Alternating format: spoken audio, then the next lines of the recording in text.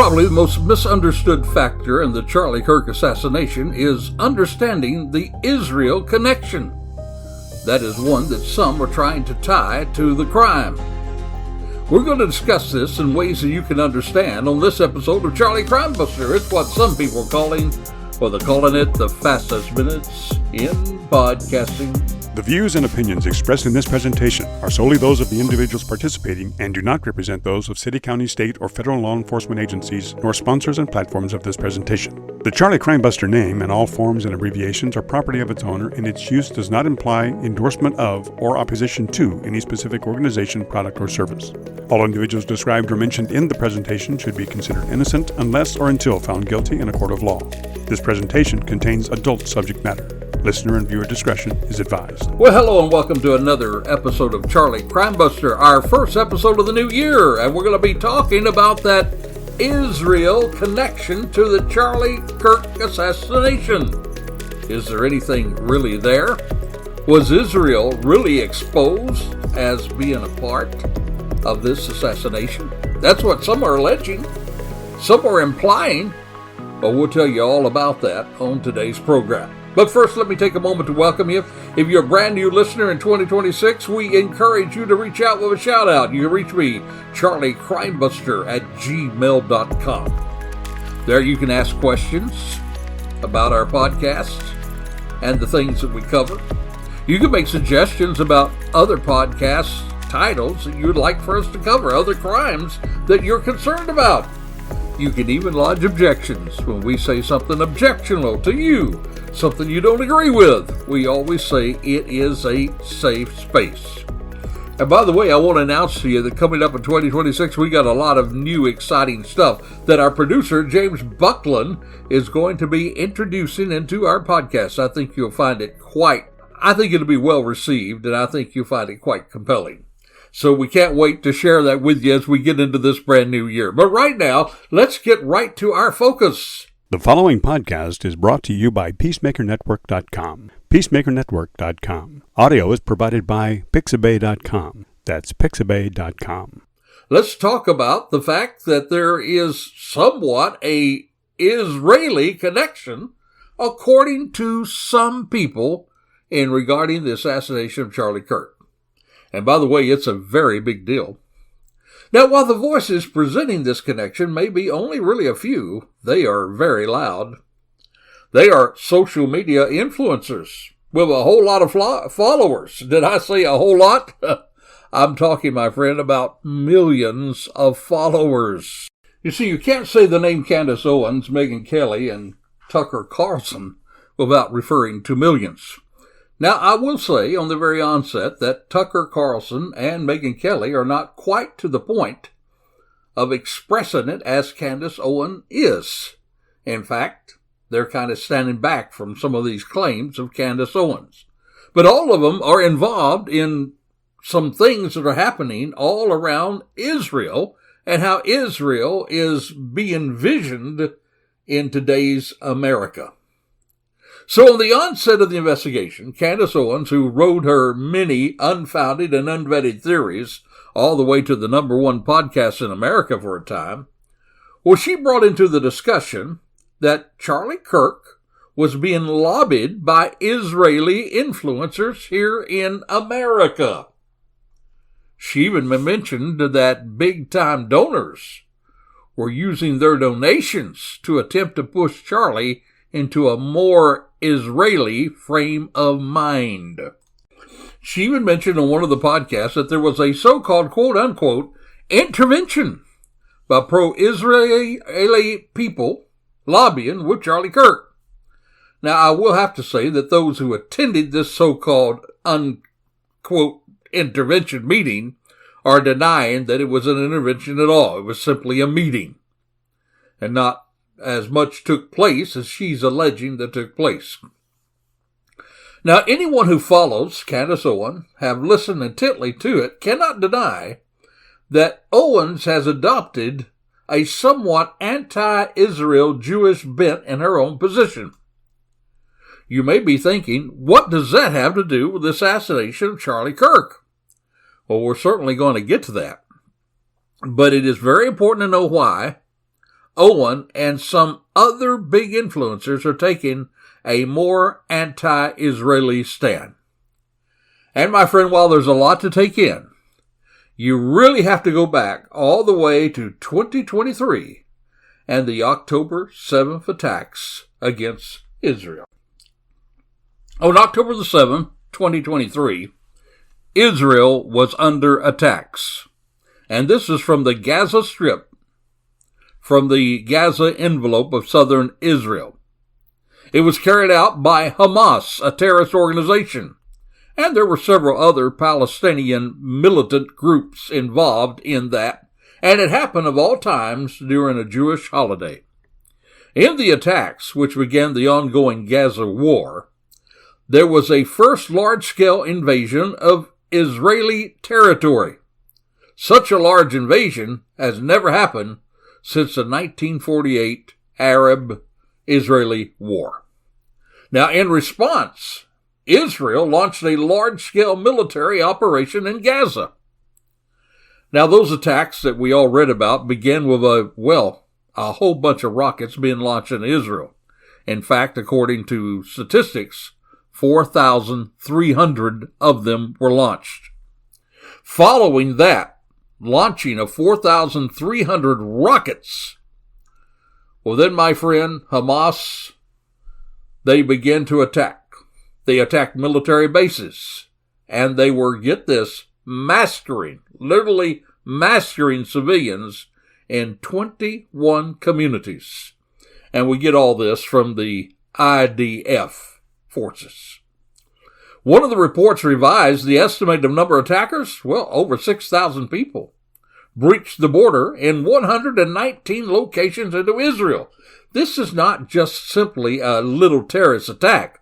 This is an onslaught invasion. Now, additionally, the IDF reported an estimated 1,000 fired rockets from the Gaza Strip. That was just individuals. And they have brought the total number now of participants on this invasion to 7,000 people.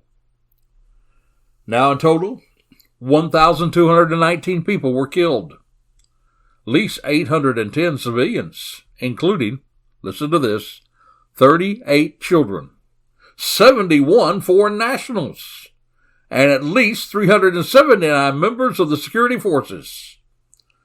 364 of those civilians, they were killed while they were attending a music festival. Many more were wounded. 14 Israeli civilians were killed by IDF's use of the Hannibal Directive. About 250 Israeli and non-Israeli civilians and soldiers were taken as hostages all the way back to the Gaza Strip. And in this report, there were literally dozens of cases of rape, sexual assault occurred.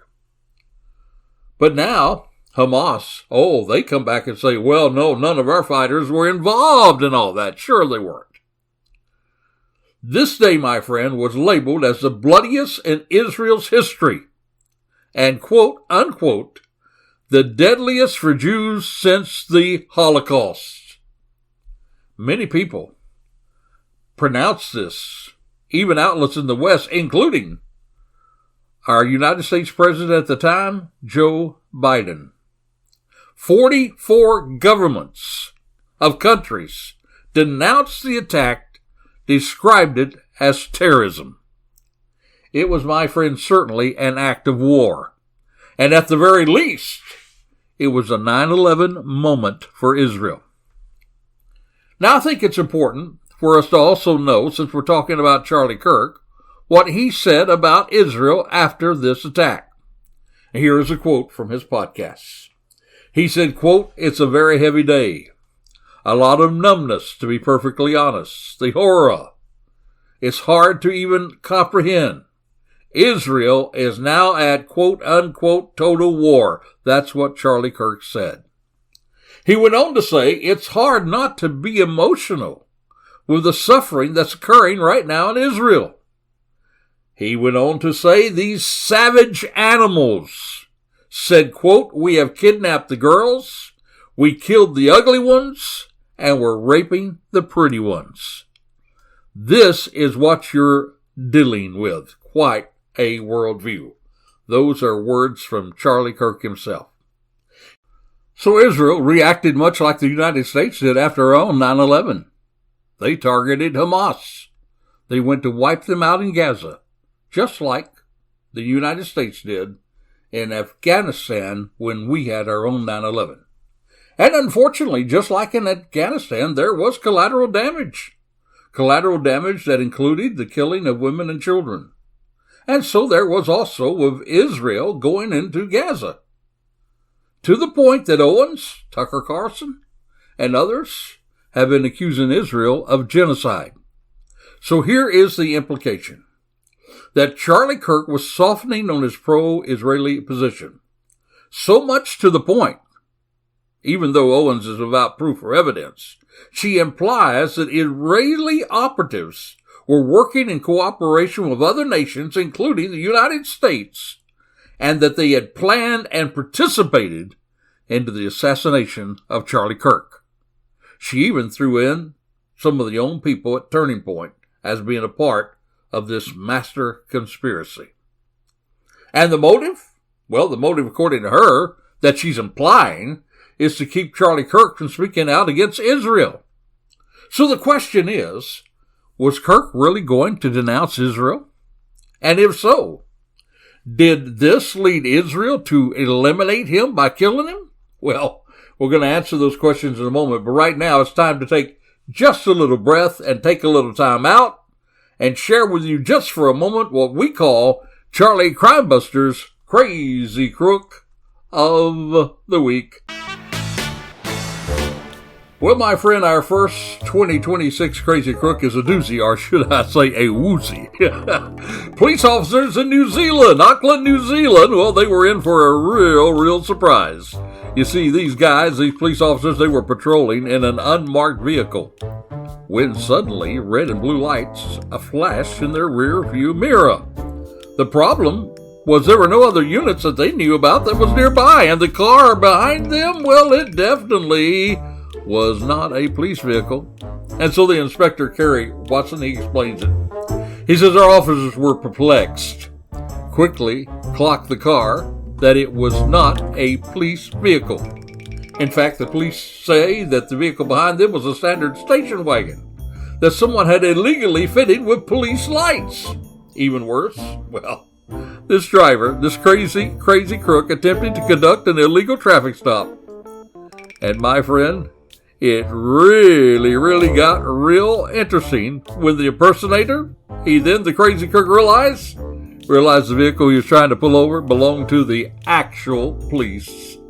He went on to say, quote, it took a few moments for the impersonator to realize the vehicle they were signaling to pull over was a police car. But then they quickly tried to evade the area to avoid being caught.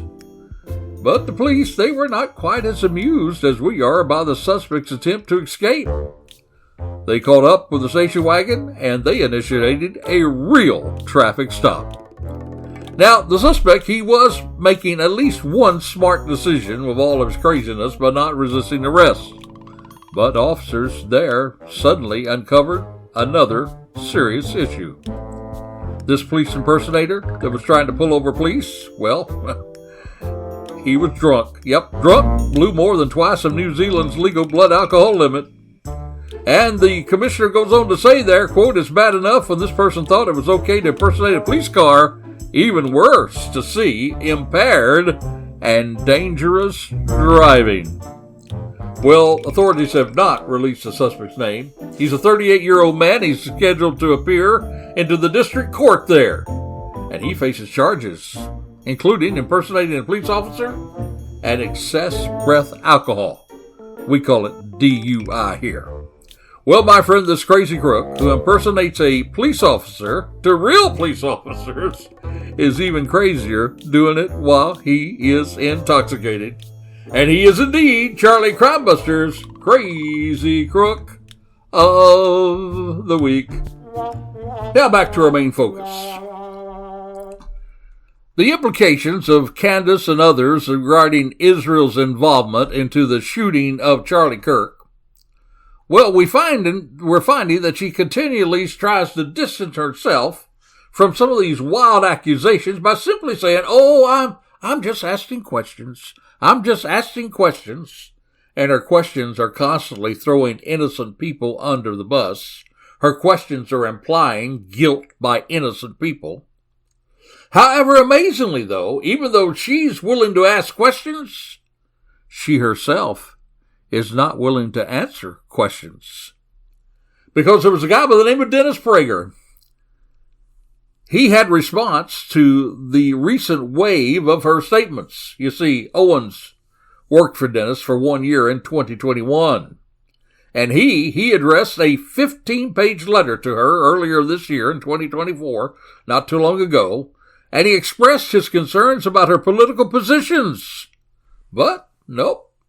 Suddenly, she did not reply to him. He went on to say she definitely believes that Israel committed war crimes, but she appears to take Hamas's statement about the true value for her beliefs. She is believing a terrorist organization and their own statements about Israel. It was Hamas who started the war. They were the ones who did unspeakable things in their attack to Israel. He talks all about it. He says they wore civilian clothes. They mingled among citizens. They put their own civilians in danger, particularly children. Yet we do not hear Candace Owen and others condemning Hamas for targeting these civilians. And as the former boss pointed out, where she, by the way, was fired from, he says her portrayal of Israeli callousness is unwarranted and unfair. He said most Israelis do not share these kind of attitudes. Most Israelis and Jews generally view the deaths of innocent, especially children, the same way that others in the government have viewed them. In fact, as Golda Meir said, quote, "We can forgive the Arabs for killing our children. We cannot forgive them for forcing us to kill their own children." Did you hear that? We can forgive them for killing our children, but we cannot forgive them for forcing us to kill their own children. They went on to say he would only have peace when they love their children more than they hate us. Well, the former boss, he was asked what changed Candace Owens' stance on Israel. She used to be very pro-Israeli. He goes on to say, "I can only surmise the answer to this question based on what she's been saying. She believes she was subjected to pro-Israeli propaganda, which she accepted because she had no reason not to. And now she seems to think her eyes have been opened to what she sees as a reality. And her reality, according to her, in her own words, Israel is demonic." Demonic. Did you hear that?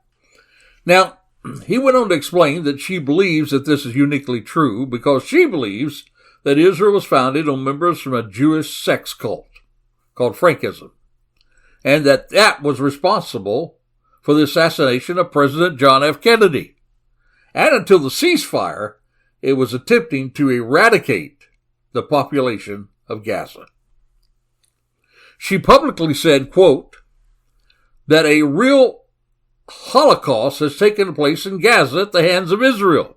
That's a quote from her, which she says has engaged in planned ethnic cleansing and mass murder of children so that Israel can take over the land. Now, the interesting thing about this, though, my friend, as he points out, she's not said so much about the actions of other people, other countries particularly. Those who have been involved in past are presently engaged in a hot war. You see, you and I both know that Israel is not the only country whose munitions have caused terrible, terrible things to civilians in the course of fighting a war. It happens. In contrast to Israel, for which she's printed no evidence that there has been deliberately targeting of civilians. In fact, the opposite. Israel has gone out of its way to warn the civilian population to move out of the way of its fire. And she does not take the time to even talk about the Muslims in Nigeria who've been deliberately slaughtering tens of thousands of Christian men, women, and children in their own campaign to eradicate the Christian population. And they call the Christian population as demonic as well. I haven't heard her, and you haven't heard her, even comment on the demonic tactics, according to this gentleman, of what the Soviet Union did. And the Soviet Union literally targeted children in Afghanistan by dropping toys stuffed with explosives. And when a child finds one, picks it up, well, their arm could be blown off. She never said anything about that. It's only Israel. She's not accused Britain of being demonic for bombing civilians, or the United States of being demonic for dropping the atom bomb on Japan, or fighting the Vietnam War, or even wars in Afghanistan and Iraq, all which have, unfortunately, in the cause and fog of war, maimed and killed massive numbers of civilians, including children. It is a sad, sad fact that in war, innocent people die. The point is, the only nation of all those in the world that she singles out that is demonic for war casualties, it seems that there's a different standard for Israel than all the other people. And he says in his article that is troubling. And so on September the 4th, 2024, he sent her a long letter concerning all the things that she's been saying. And yet he has not heard back. His answer when he was asked about him, he said, quote, I had a phone conversation with Candace 3 weeks after sending that letter, just before I made it public. She told me it was her intent to respond point by point. But to my knowledge, she has never done so. So, we see now that for some reason, Candace is really targeting Israel about the fog of war that happens to a lot of countries. It's sad, but it happens. So let's take a moment now and let's really talk about it, because she's alleging that Charlie Kirk was right along with her in all of this understanding, and that he was going to turn his support away from Israel, and that this was a motive for Israel to be involved in his assassination. But let's really talk about what really Charlie Kirk was thinking prior to his death. You see, my friend, it is a misconception that Charlie was facing pressure because of his anti-Israel position. Not true. His pressure, coming from some people who were Israeli supporters, was to keep Carlson Tucker off of U.S. Turning Point stage. Some of the Israel supporters wanted him to do so.